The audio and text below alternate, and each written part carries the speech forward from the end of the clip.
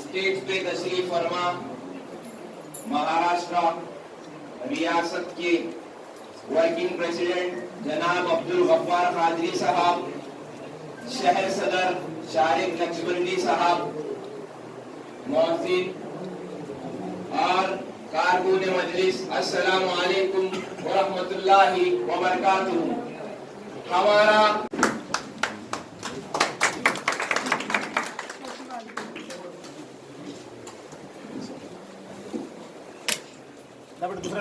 इसके बाद हमारे शहर सदर जनाब शारिक नक्शबंदी साहब यहाँ मौजूद है। मैं सलीम बदल साहब से कहूँगा कि शारिक नक्शबंदी साहब का स्वागत है।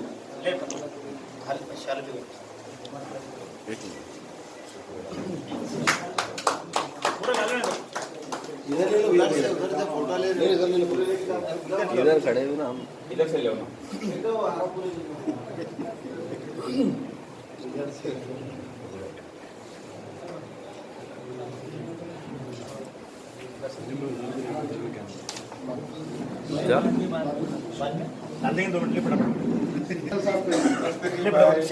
मुस्तकिल साहब का, अब्दुल रहमान साहब का, विकास हरिके साहब का, मोहिमीन साहब का, सिराज सौदागर साहब का, डॉक्टर मोहिन साहब का, आए हुए सभी मेहमान का सलीम पटेल साहब स्वागत करेंगे।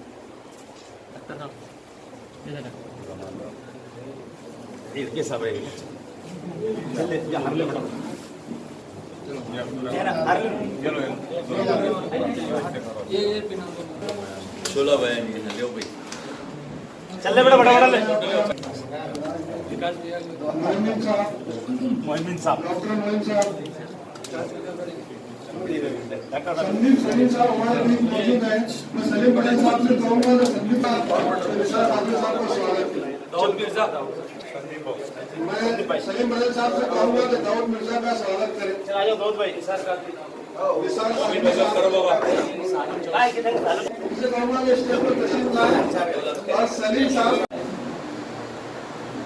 रिजर्वेशन के ताल्लुक से बहुत सारी बातें हमारे सामने आई हैं। बहुत सारे बड़े बड़े कमीशनों के भी नाम लिए गए। रिजर्वेशन उनको जरूरी होता है जो तालीमी एतबार से, माशी एतबार से, समाजी एतबार से, सियासी एतबार से जो पसमानदा होते हैं, जो पिछड़े हुए होते हैं। और आज की डेट में, आज की तारीख में अगर सबसे ज्यादा पिछड़ा हुआ समाज कोई है तो वो आपका और मेरा समाज मुसलमान समाज है। सबसे ज्यादा जरूरत सन 2005 से ये आवाज लगाई जा रही है। हुकूमत की जानिब से मुख्तलिफ कमेटियां बिठाई गई। उन सारी कमेटियों ने अपनी रिपोर्ट में हमारे हक में बातें कही, लेकिन 2005 से अभी तक सिर्फ ये बातें कागजी तहरीर बनकर रह गई है। उसे ना तो कभी अमली जामा पहनाने की बात की गई, ना कभी अमली जामा पहनाने के बारे में सोचा गया। हम लोग खामोशी से ये सारी बातें सुनते रहे, समझते रहे, जानबूझकर अनजान बनते रहे और सो कॉल्ड सेक्युलर पार्टियों को हम अपना वोट देते रहे। अल्हम्दुलिल्लाह आज हमारे बीच ऐसा एक प्लेटफॉर्म मौजूद है जो हमारे हक के लिए लड़ रहा है। हमारा कायद हम सब के लिए लड़ रहा है, उन पिछड़ों के लिए लड़ रहा है जिन्हें वो जानते तक नहीं है। आप देखिए, हमारे सदर बैरिस्टर असदुद्दीन ओवैसी साहब 1 तारीख में औरंगाबाद में रहते हैं, उसके 2 तारीख में यूपी में दिखते हैं, 3 तारीख में यूपी के किसी और शहर में दिखते हैं, उसके बाद सोलापुर में दिखते हैं, उसके बाद औरंगाबाद में दिखते हैं, फिर यूपी के दौरे पर चले जाते हैं। ये सब किसके लिए? क्या ये उनके लिए कर रहे हैं? अल्लाह के फजल से अल्लाह का दिया बहुत कुछ है, खुद के लिए करने की कोई जरूरत नहीं है। ये सब कर रहे हैं हमारे और तुम्हारे लिए, पिछड़ों के लिए, वंचितों के लिए। आज ये बात हमको समझनी होगी। मुख्तलिफ मीटिंगें लेकर ये बात समझाई जा रही है कि आज ये वक्त है, इत्तेहाद का वक्त है, एक प्लेटफॉर्म पर आने का वक्त है। ये ना देखे कि ये मजलिस इत्तेहादुल मुस्लिमीन ने बेड़ा उठाया है। हम राष्ट्रवादी वालों से पुकार पुकार कर कह रहे हैं, हम कांग्रेस वालों से कह रहे हैं कि जब तुम 15 साल से हुकूमत में थे तो तुमने क्यों नहीं आवाज उठाई। विकास भाव ने सही कहा, अरे तुम क्या क्रेडिट की बात करते हो, जब तुम्हें क्रेडिट लेने का मौका था तो जब क्या नींद लगा, नींद में थे, सो रहे थे, जब क्या ऊँट जलाए, जब क्यों नहीं क्रेडिट लिया। आज क्रेडिट की बात कर रहे हैं, आज जब मजलिस ने ये परचम उठाया है तो आज क्रेडिट की बात कर रहे हैं। अरे आपके पास तो हुकूमत थी, आज भी तुम्हारे पास हुकूमत है, तुम क्या कर रहे हो मुसलमानों के लिए। तुमने अभी तक सिर्फ मुसलमानों के वोटों का इस्तेमाल किया है और क्या दिया, गैरेज में नौकरी दी, मिस्त्री काम दिया, होटलों में काम करने का काम दिया, ये कोई काम है। तुमने हमको सिर्फ मजदूर बनाकर छोड़ा है। अरे हम चाहते हैं हमारा हक लेना, अब हम हमारा हक लेकर रहेंगे। अब वो वक्त आ गया है, हमारे बीच ऐसे हमारे कायदीन मौजूद है जिसके पीछे चलकर हम हमारा हक लेना जानते हैं। महाराष्ट्र में जिस तरह से इम्तियाज जलील साहब और डॉक्टर गफ्फार कादरी साहब महाराष्ट्र की नुमाइंदगी कर रहे हैं, अल्लाह ताला उन्हें जज़ाए खैर दे।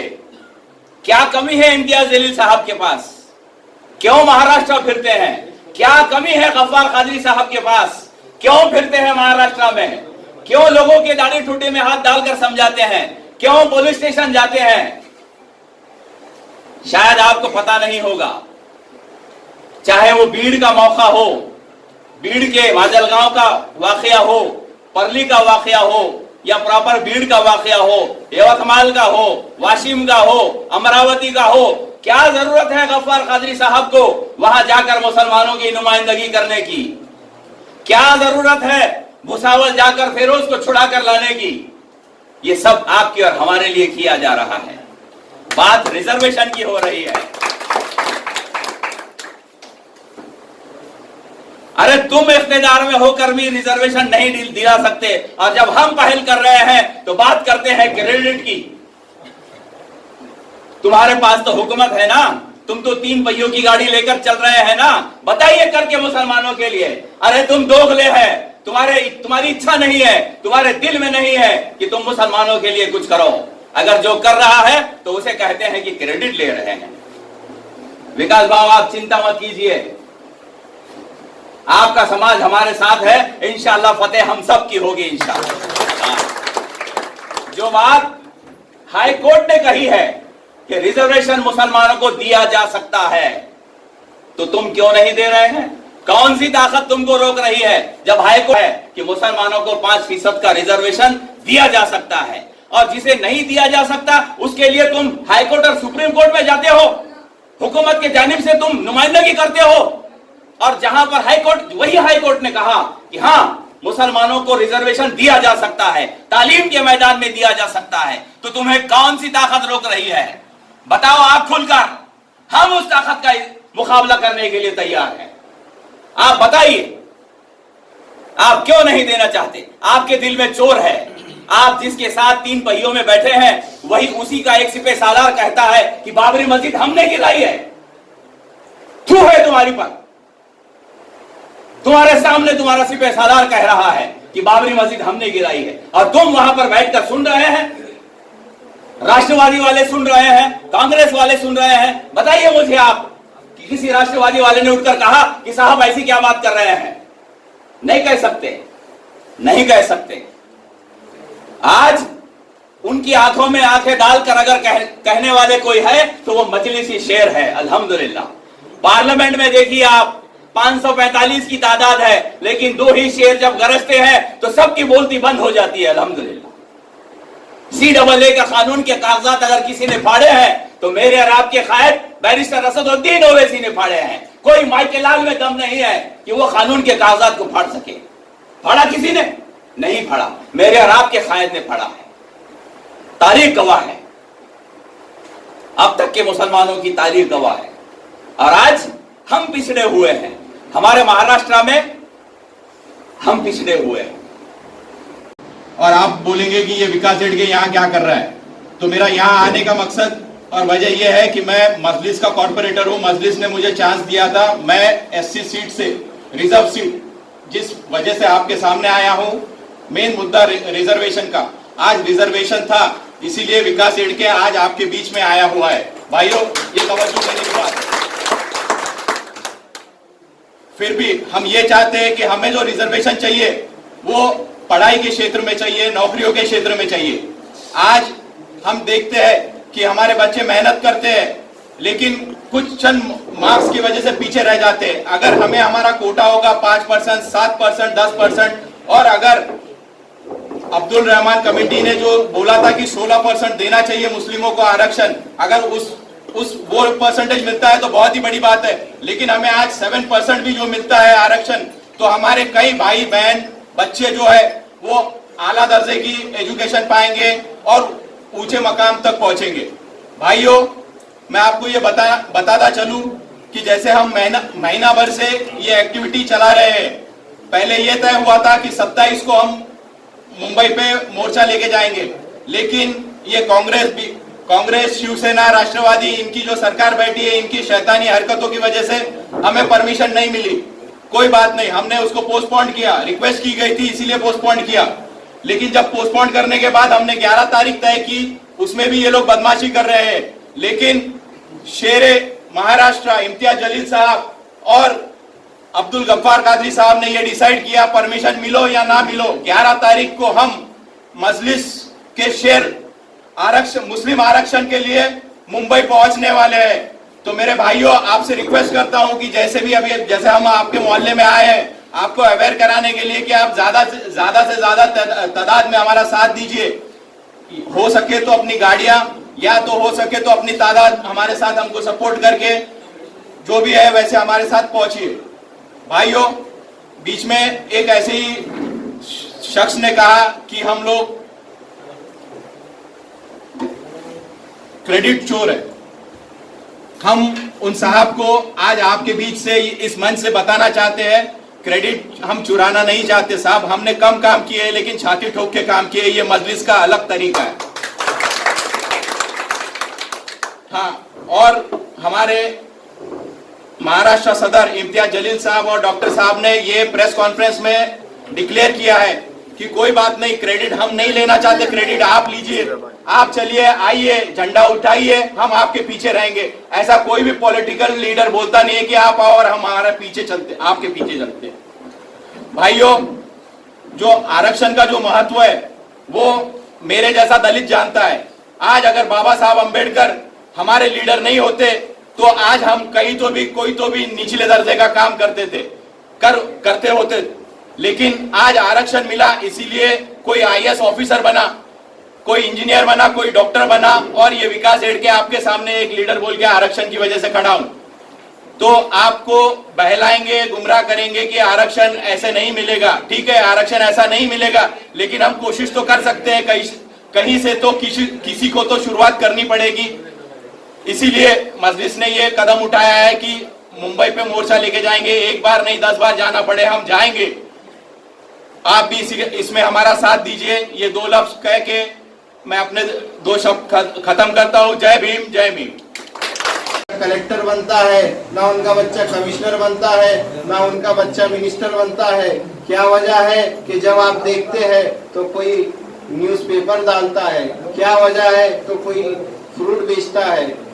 यही वजह है कि मुसलमानों को रिजर्वेशन नहीं मिला और मुसलमानों के साथ जो नाइंसाफी हो रही है, आज हमारी हालत दलितों से भी बदतर हो चुकी है। इसी के लिए महमूदुर रहमान कमीशन बनाया गया था।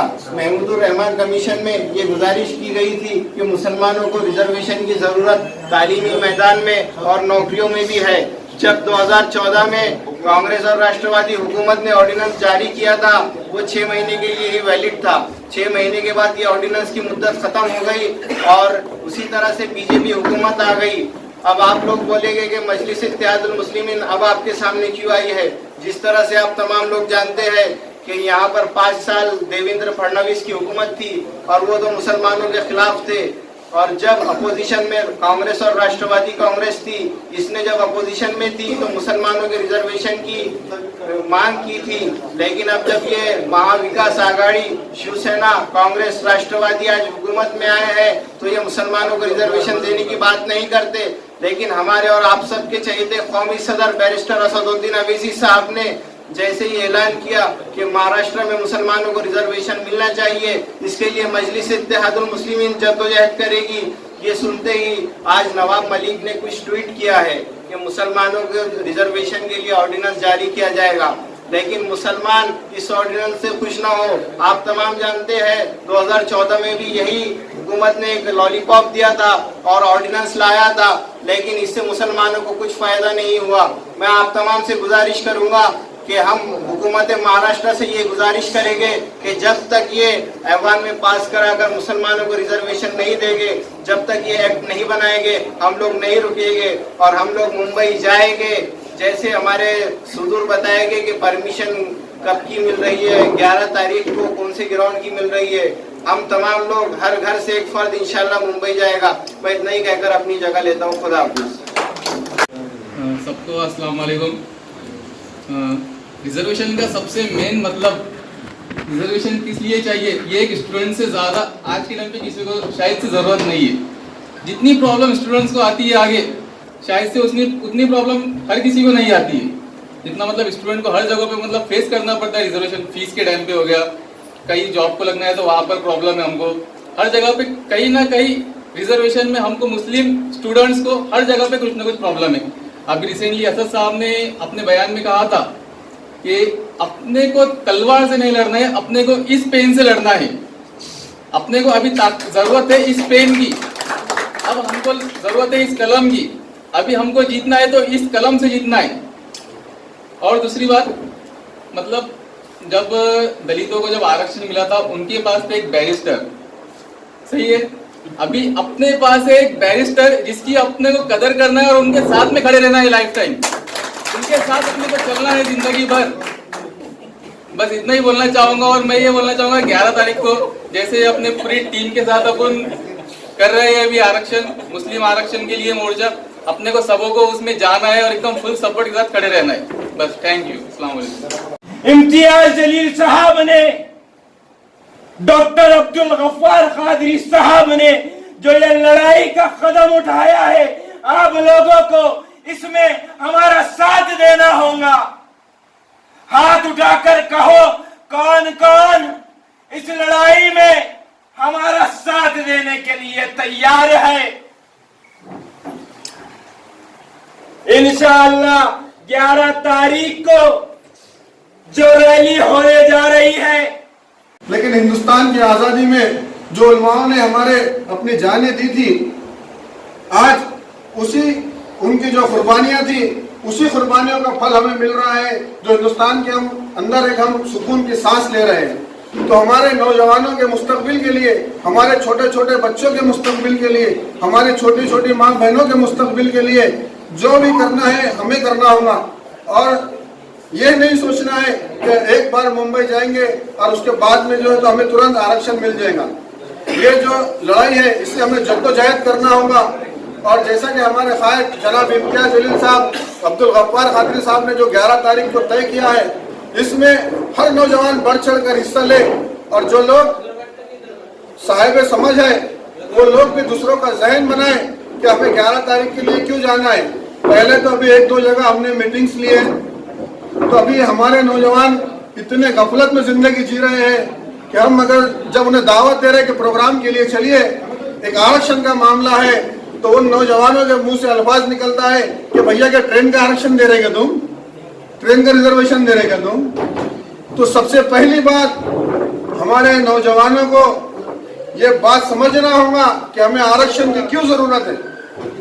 ये आरक्षण की जरूरत अगर आपको इसकी कीमत का अगर अंदाजा नहीं है तो उन नौजवानों से पूछो जो 5 मार्क्स से 10 मार्क्स से जो रह जाते हैं और उनके पूरा जिंदगी भर का करियर खत्म हो जाता है।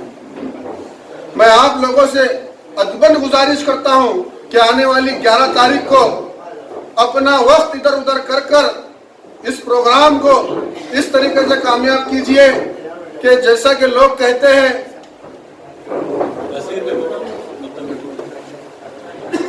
मैं आपका ज्यादा वक्त नहीं लेते हुए अपनी बात को खत्म करूंगा कि जो लोग कह रहे हैं कि मजलिस इत्तेहादुल मुस्लिमीन एक छोटी पार्टी है और ये क्या आंदोलन करेंगी, मैं आप लोगों को बता देना चाहता हूं कि मजलिस इत्तेहाद अल मुस्लिमीन में यह ताकत है कि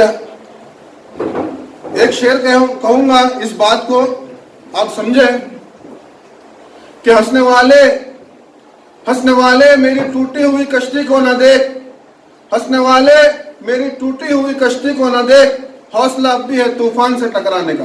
खुदा हाफिज़। हमारे मुसलमान की हालत क्या हो गई है? मुसलमान आज पिछड़ा हुआ हो चुका है, बद से बदतर हालत हो चुकी है। लेकिन ये जितने भी सेक्युलर पार्टीज हैं, ये पार्टीज मुसलमान के वोट लेते हैं और उन्हें एक चॉकलेट देते हैं कि हम आपको रिजर्वेशन के लिए 5% आरक्षण देंगे, ये वादा करते हैं। और इसी तरीके का वादा कुछ साल पहले राष्ट्रवादी कांग्रेस पार्टी ने और कांग्रेस ने किया था। हमें याद है, हमने भी उन्हें वोट दिया था और हमें उन्होंने बताया था कि हम सत्ता में आने के बाद आपको रिजर्वेशन देंगे।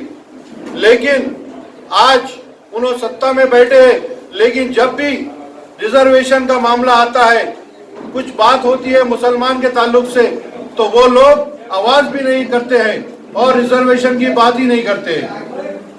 आज हमारे बच्चे 70%, 80%, 90% भी लेकर आते हैं, तो रिजर्वेशन ना होने की बुनियाद पर उनका नंबर मेडिकल कॉलेज में नहीं लगता है, इंजीनियरिंग कॉलेज में नहीं लगता है, IT सेक्टर में नहीं लगता है। ये सोचने की बात है। हमारे डॉक्टर गफ्फार कादरी साहब इस मुहिम को आगे बढ़ा रहे हैं और रैली पे रैली प्रोग्राम्स ले रहे हैं। काय के लिए ले रहे हैं? ये उनको रिजर्वेशन की जरूरत नहीं है और ये रिजर्वेशन अगर मिलेगा तो उनको कुछ काम आने वाला नहीं, लेकिन ये आप लोगों के बच्चों के मुस्तकबिल के लिए मेहनत कर रहे हैं। मजलिस इत्तेहाद अल मुस्लिमीन मुसलमानों के जो हुकूक है उसके लिए लड़ रही है। तो मैं आपसे ये चाहता हूं कि आप भी अपना थोड़ा सा टाइम निकालकर, एक दिन का टाइम निकालकर 11 दिसंबर को हमारे साथ चलिए और वहां आरक्षण के लिए हम धरना आंदोलन पर वहां पर बैठेंगे और हमको सरकार को यह दिखाना है कि मुसलमान भी अब जाग चुका है। अब हम इनकी उनकी बातों में ना आते हुए हम अपनी क़यादत में मुसलमान के रिजर्वेशन के लिए वहां लड़ेंगे। अगर नहीं लड़े, हम आज भी अगर जागे नहीं, तो उसके लिए मैं आपको एक शेर कहता हूं। अगर हमारी सफों में इंतशार नहीं रहा, उसके लिए मैं एक शेर कहता हूं कि पलट पलट कर वार उन्हीं पर होता है, पलट पलट कर वार उन्हीं पर होता है जिनकी सफों में इंतशार होता है। चाहे वो आदमी हो, जानवर हो या हो परिंदा, भटक जाए तो यकीनन शिकार होता है। तो मैं चाहता हूं कि आप लोग सब एक जगह पे आइए और शिकार ना बनिए। अगर आप शिकार बन गए तो आपके हाथ से ये मौका भी चले जाएगा। इसलिए मैं आप सबसे अदबन गुजारिश करता हूं कि आने वाली 11 तारीख को आप लोग सब मिलकर साथ चलिए और वहां सरकार को एक सरों का समंदर बताइए, उनको आपकी यूनिटी बताइए, ताकि वो भी घुटने टेके आपके सामने। अब बहुत हो चुका है, अब हम रुकने वाले नहीं है, क्योंकि हमारी हालत अब बद से बदतर हो चुकी है। इसलिए मैं आप सबसे गुजारिश करता हूं कि आप 11 तारीख को सब मिलकर चलिए, इंशाअल्लाह ताला हम कामयाब होंगे। इसी के साथ मैं अपने 2 अल्फाज खत्म करता हूं। खुदाफिज, शुक्रिया, खुदाफिज, अस्सलाम वालेकुम। पान टपरी वाले का बच्चा, पंचर बनाने वाले का बच्चा इस मुकाम को पहुंचता तो बहुत ऊंची बात। इसका मतलब यह है कि लोगों की माशी हालत, उनके बच्चों के मुस्तकबिल की जमानत होती है। अगर घर में खाने को हो, अच्छा ट्यूशन मैसर आए, अच्छे स्कूल में तालीम दी जाए, तो उसका भविष्य उज्ज्वल हो सकता। अब जो पसमानदा है, उनके नंबरात उन बच्चों के नंबरात से कैसा मैच होंगे जिनके पास तमाम सहूलत है। यही कंसेप्ट है रिजर्वेशन का। सर्विस में इंटरव्यू को जाएंगे आप, एक क्वालिफिकेशन, एक्सपीरियंस। अगर 2 बच्चे, एक अपर क्लास का आया हुआ है जिसके पास घर में नौकर है, मेज पे बैठ के खाना खाता है, ट्यूशन का इंतजाम है, अच्छे कॉलेज में पढ़ा है, उसकी तालीमी काबिलियत, एक ऐसा बच्चा जो दिन में मजदूरी करता, शाम में कुछ और काम करता, खाने को बराबर नहीं, सोने को बराबर जगह नहीं, वो कैसा कम्पीट कर सकता? ये जो गैप है, ये गैप को ब्रिज करने का जो काम है वो रिजर्वेशन कर रहा है। अब ये बात समझ के लीजिए कि महाराष्ट्र की बात है तो महाराष्ट्र में मराठा समाज है जिनके रिजर्वेशन का काम हुआ था, जिसका कानून पास हुआ था, सुप्रीम कोर्ट ने टर्न डाउन कर दिया। उनकी तालीम का परसेंटेज मुसलमान की तालीम का परसेंटेज, उनके आदमियों को कितने परसेंट नौकरी है गवर्नमेंट की, मुसलमान को कितने परसेंट है, उन्होंने कितने अच्छे मकानों में रहते, मुसलमान के कितने पक्के मकान है, उनके नाम पे जमीन कितनी है, इनके नाम पे जमीन कितनी है, इनके कितने आईएएस ऑफिसर है, उनके कितने आईएएस। मुसलमानों का परसेंटेज इन तमाम शोबों में मराठा समाज से काफी नीचे। डॉक्टर बाबा साहब अम्बेडकर ने पुनः पैक्ट किया, हालात बनाए गए, सियासी रिजर्वेशन मजबूरन दिया गया, वो भी पूरा तौर पे नहीं दिया गया। उनको सर्विस में और एजुकेशन में रिजर्वेशन दिया गया। तो डॉक्टर बाबा साहब का जो मिशन था कि मेरा समाज बहुत पिछड़ा हुआ, आज आप देखिए एससी को 13%, एसटी को 7%, ओबीसी को कुछ परसेंटेज, ये सब आया। तो आज कहीं ना कहीं हमको बुद्ध समाज के, महार समाज के, ओबीसी के, एसटी के ऑफिसर दिखते, स्टूडेंट दिखते, वो सब आगे आए। अब हमारे पास वो कुछ है ही नहीं। और अब तक जो सियासत में लोग बैठे थे, उन्होंने क्या किया? बाबा साहब की घटना कहती है कि एजुकेशन में, सर्विस में सबको समान संधि मिलना चाहिए। अब समान संधि देने के वास्ते क्या करना पड़ेगा? अब ये समाज तो पिछड़ा हुआ है, ना इनके पास सुविधा है, ना फैसिलिटी है, ना पैसा है, तो रिजर्वेशन देना। यही मिशन को लेकर बैरिस्टर असदुद्दीन अवैसी, हमारे प्रदेश अध्यक्ष खासदार इम्तियाज जलील साहब, हमारी पूरी टीम काम पे लगी। मैं आपसे कहना चाहता हूं, रिजर्वेशन की मांग एक ऐसे नेता के माध्यम से हो गई है जो अपनी बात मनवाना जानता है। हमारे पास बैरिस्टर असदुद्दीन अवैसी है, हमारे पास इम्तियाज जलील है, हमारे पास ऐसी टीम है। हम हुकूमत महाराष्ट्र को इस बात पर मजबूर करेंगे कि वो मुसलमानों को रिजर्वेशन दे। बंबई के जुलूस के साथ साथ जो रिजर्वेशन की बात है, एक और मसला है औकाफी जायदादों। मुसलमानों के जो बुजुर्ग थे, उन्होंने अरबों रुपयों की जायदाद, कोटिवादी पैसे की वक्त की है। वो वक्त का फायदा गरीब मुसलमानों को होना चाहिए था। मगर वो जमीनों पे 93,000 एकड़ जमीनों पर किसने कब्जा कर लिया? मंत्री ने कब्जा कर लिया, कोई धन्ना सेठ ने कब्जा कर लिया, किसी और ने कब्जा कर लिया, कहीं गवर्नमेंट ने कब्जा कर लिया। तो जो दूसरी मांग है बम्बई के जुलूस में कि औकाफी जायदादों पर जो नाजायज कब्जे हैं वो हटाए जाए, औकाफी जायदादों का ट्रस्ट बनाया जाए, इसकी जो इनकम आएंगी मुसलमानों के तालीम के शोबे पर, सेहत के मैदान में, हॉस्पिटल्स के माध्यम से मुसलमानों की मदद की जाए। ये दो बहुत ही मजबूत इशू है। देखो, अगर ये तारीखी मौके पर हम इत्तेहाद के साथ नहीं जाएंगे तो जमाना और तारीख आपको माफ नहीं करेगी। हमको अपना एक मिली फरीजा, कौमी फरीजा जज्बा साथ बंबई जाना है। बगैर यही दावत देने आपके बीच हम आए हैं। 11 दिसंबर को हुकूमत महाराष्ट्र परमिशन दे न दे, हम बंबई जाएंगे।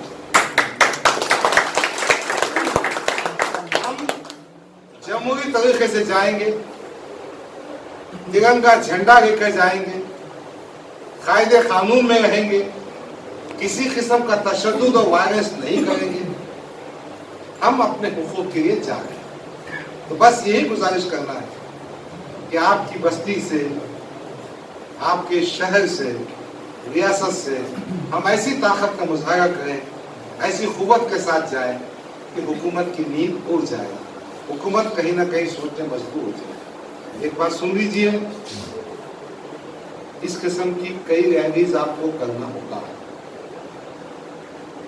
ये नुक्ता आगाज है, ये बिगिनिंग है, इसके बाद आपको और ताकत से काम करना है। तो हमने अच्छी शुरुआत करना चाहिए, ताकत से जाना चाहिए।